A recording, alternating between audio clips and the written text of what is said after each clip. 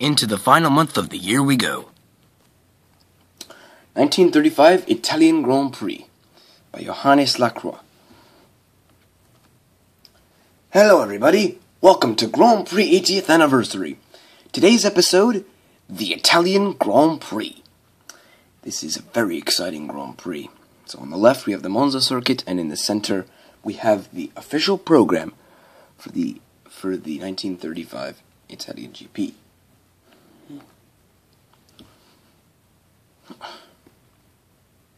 This series is a series where I review Grand Prix races that happened exactly 80 years ago to the day.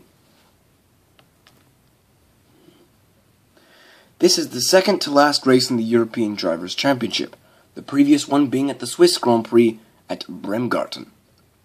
On the left is a screenshot of the race, and on the right is the Swiss flag with the Alps. You cannot talk about Switzerland without mentioning the Alps at some point.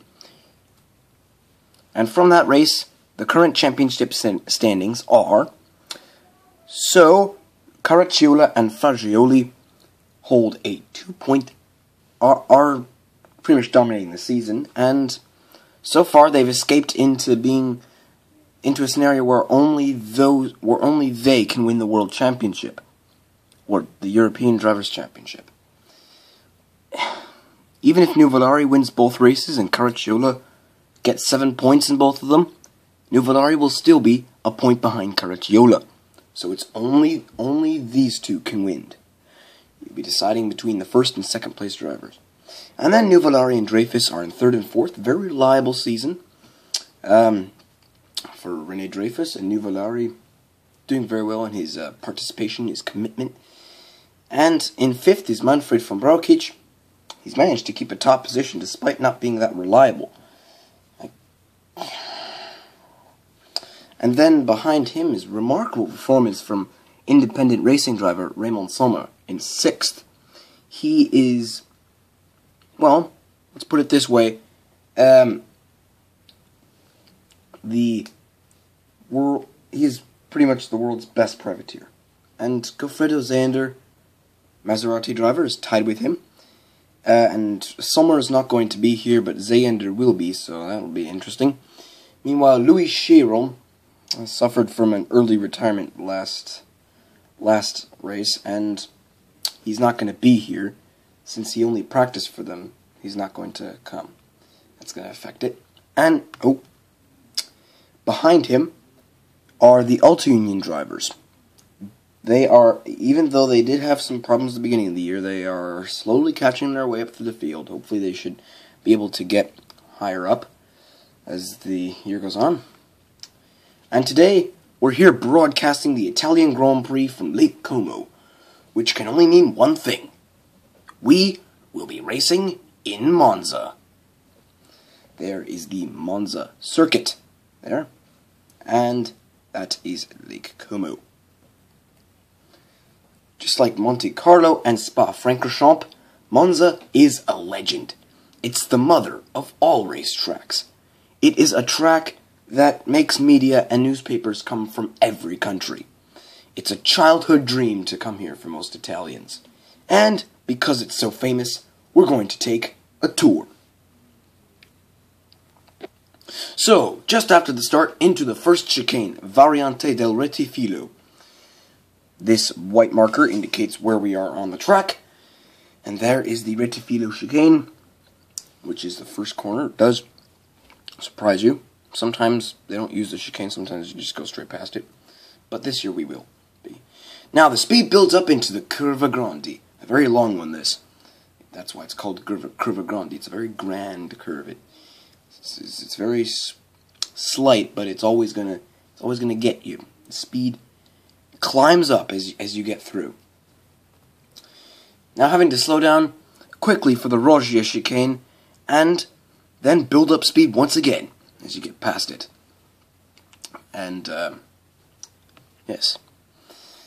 Swoop into the two Lesmo corners where Louis Izborowski got killed in 1924 in his Mercedes.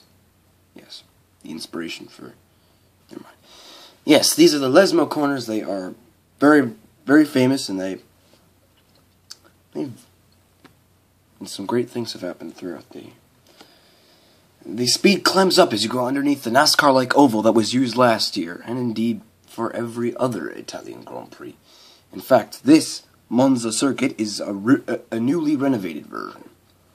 As you go underneath the oval, the banking, and slow down once again for the legendary Ascari chicane named after Antonio and Alberto Ascari, father and son.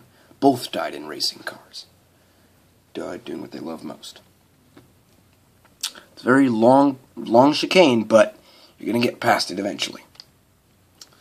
Now we go halfway into the back straight before coming to a newly added transition point that's unphotographed.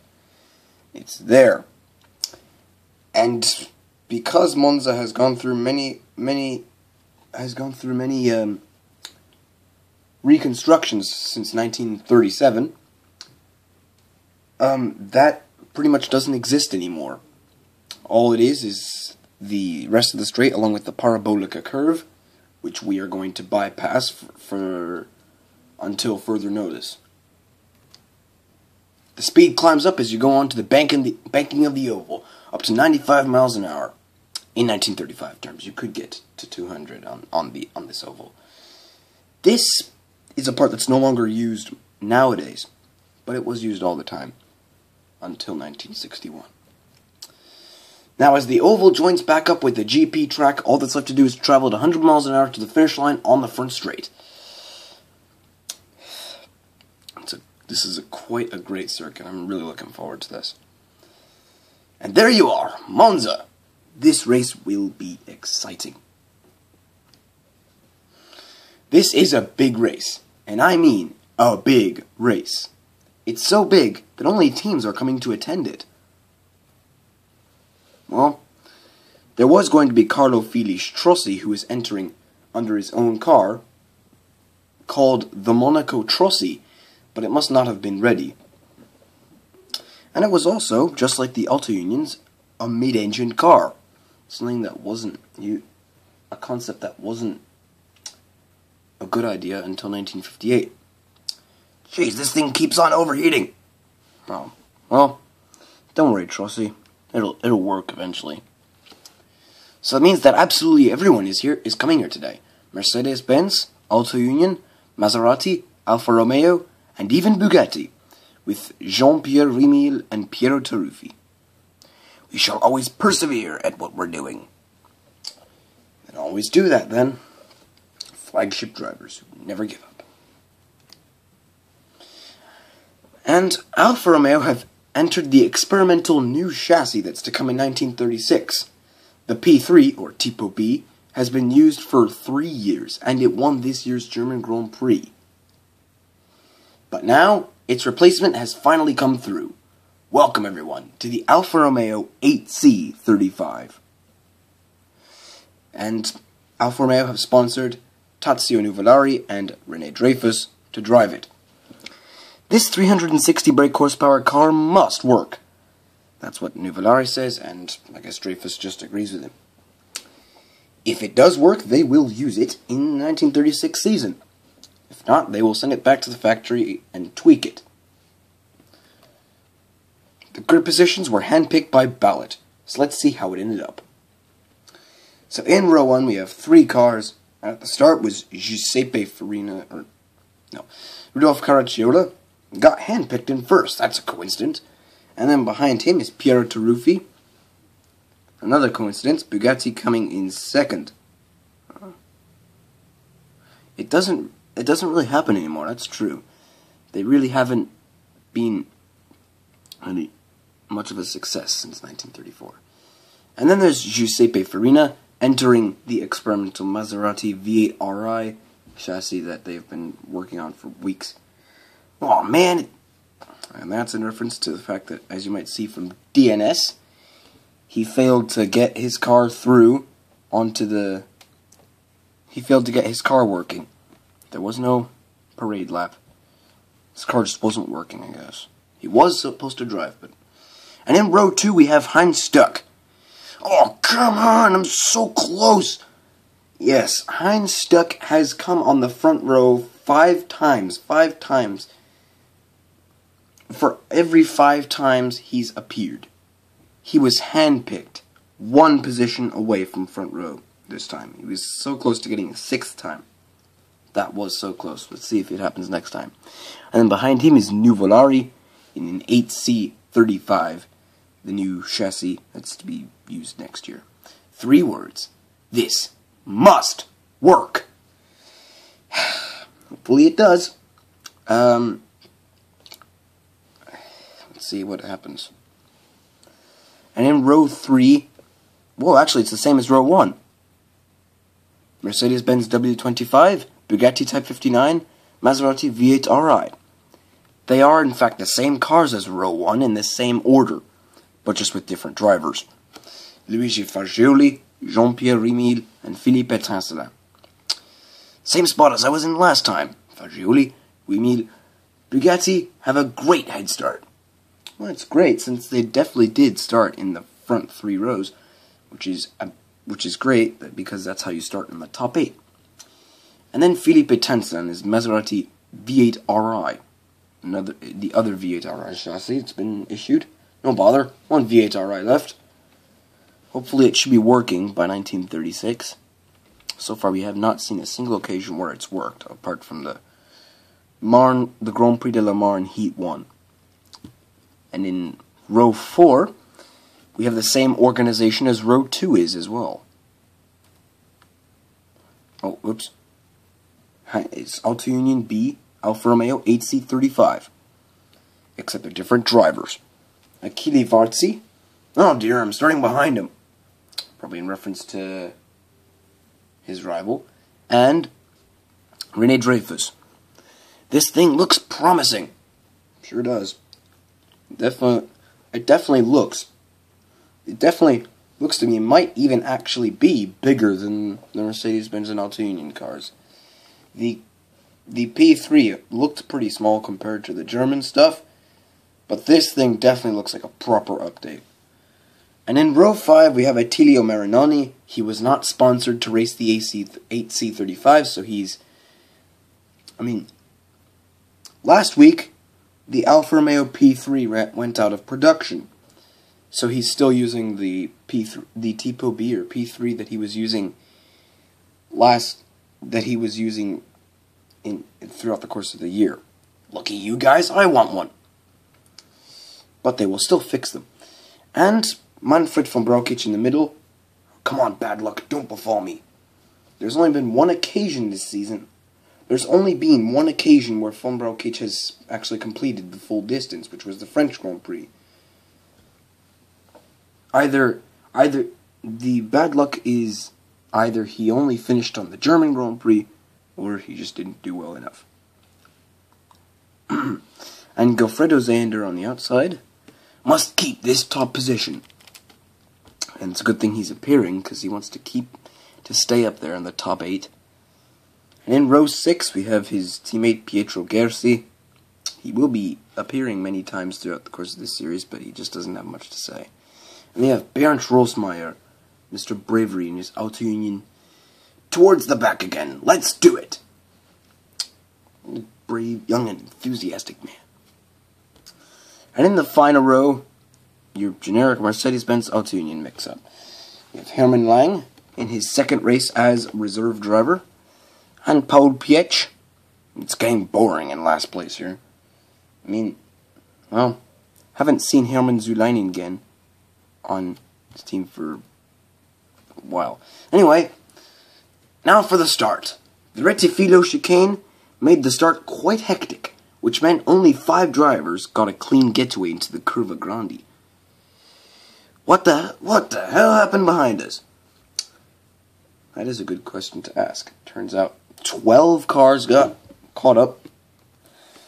And surprisingly, the Auto Unions got ahead of the Mercedes-Benz cars, and they managed to keep and increase their lead. This race will be ours. Yes, they looked pretty good through that turn there. Epic. Eventually on lap 8, the rest of the field caught up. And now for the lap 10 leaderboard, brought to you by AIACR Radio. So far this is what it looks like. Varzi is in the lead. So I guess that is one thing that Nuvolari haters are keeping their eyes on. So he's the leader, yes, and just 8 seconds behind him is his teammate, Rudolf Caracciola, just barely within visibility range of Varzi, 10 seconds behind. And then quite far behind him, it's in Nuvolari's cars in 4th place. So far, he has established that it has managed to get through 10 laps. Can it go through a full 73?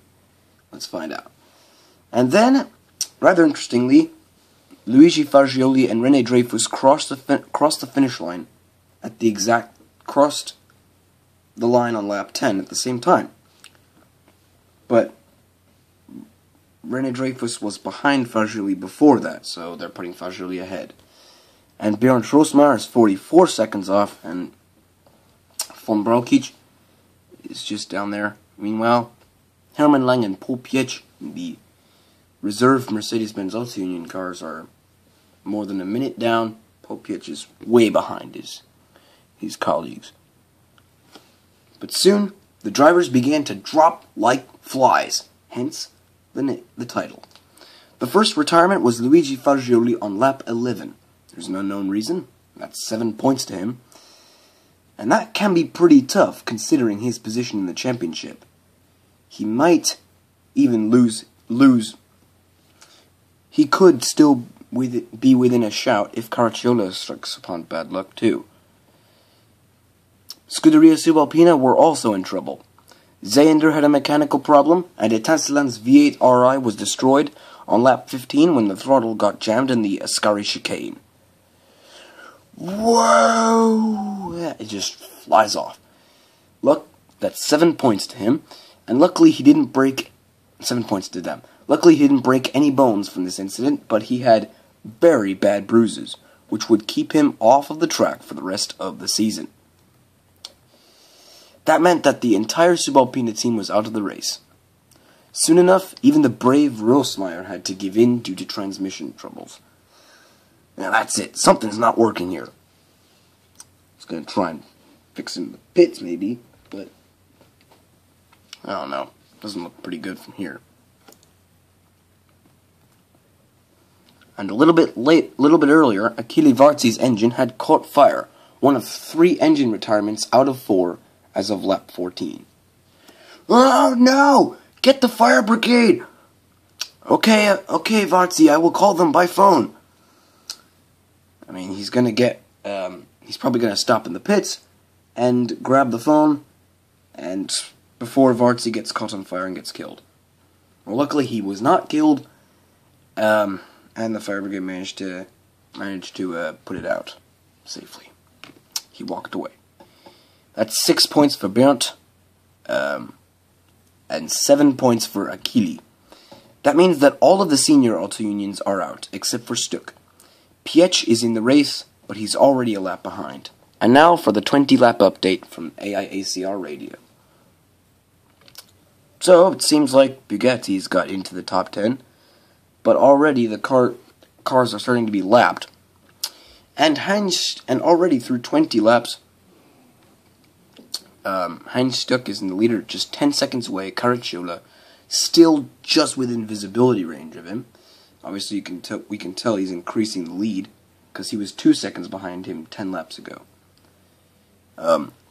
Nuvolari and Dreyfus are still on the lead lap, both of them, which proves that this new Alfa Romeo can stay on the lead lap for 20 laps. And Manfred von Braukic just 54 seconds behind. And yeah, and then there's all those guys: Lang, Piech, lap off, and then Remil lap off. Taruffi is 2 laps off, while Marinoni in his no longer supported Alfa Romeo P3 is a lap down too. It was getting a bit better with the retirements after lap 20. Jean-Pierre Remil was out of luck since his engine exploded on lap 27, which gave him 6 points. Oh no, this is bad publicity for Bugatti. Well, I guess it is, but then there's Taruffi also in the race as well. I guess Pietsch got a bit bored, not being anything special, so he decided to stop racing, and Bernd Rossmeyer took over. The rules specifically state, I'm too bored to drive. That means I will make much more exciting this. Let's see what happens. Will Paul Pietsch regret his decision of being bored, or will he be happy at the end of the race? Well, here's the 30-lap update.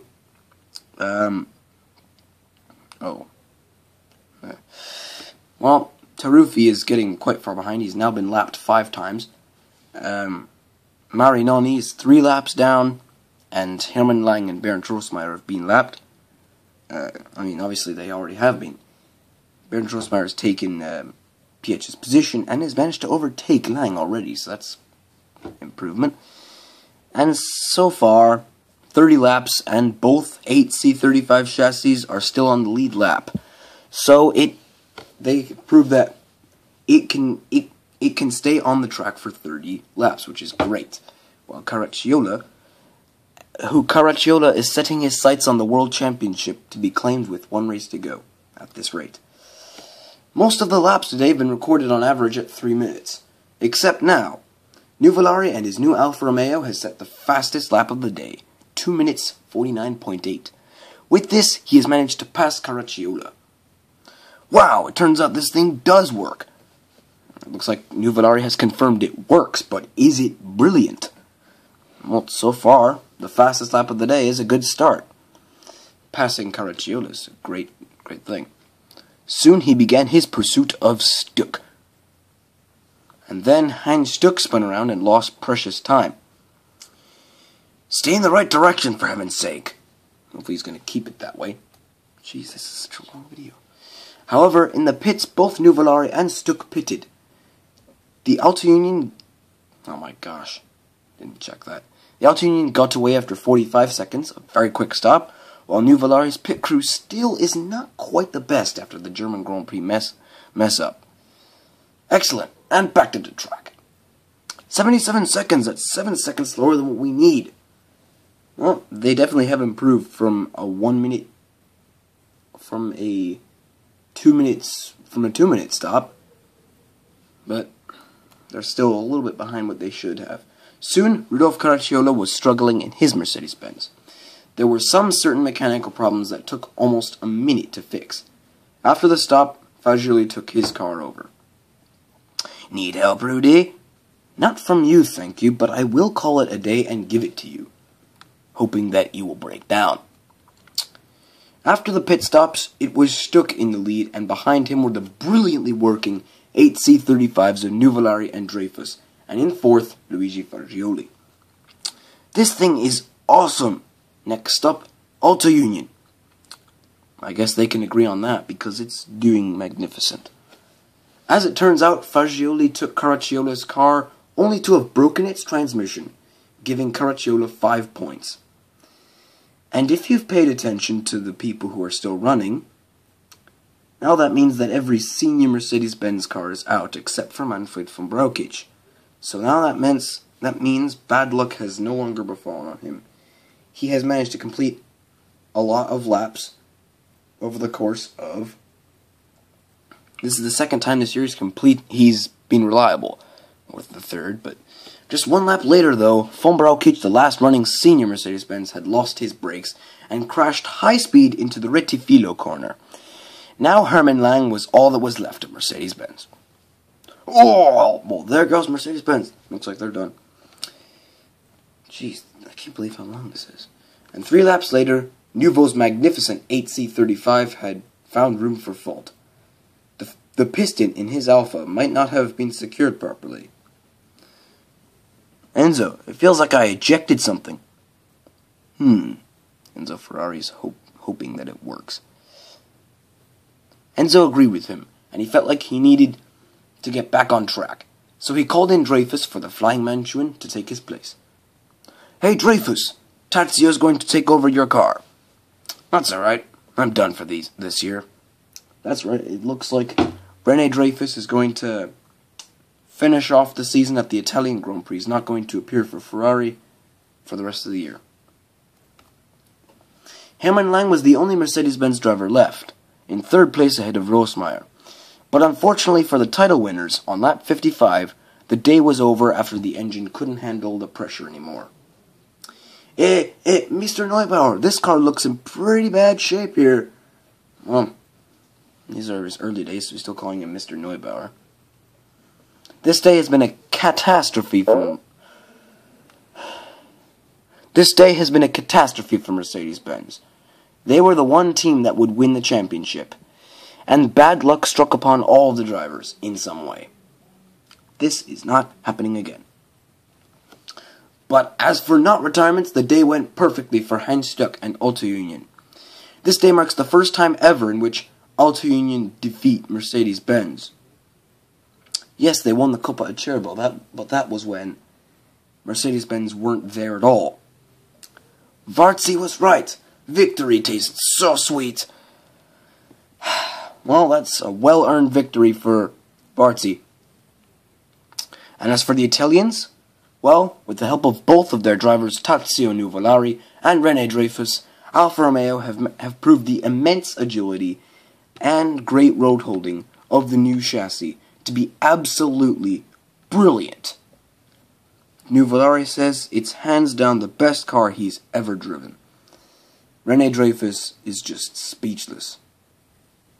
It is the only car that can keep up with the leader that was alive at the end of the race, and it came second. With the help of Rosemeyer, Pietsch's car was safely brought home for third place. Come on, what makes you so bored, Paul? I don't know.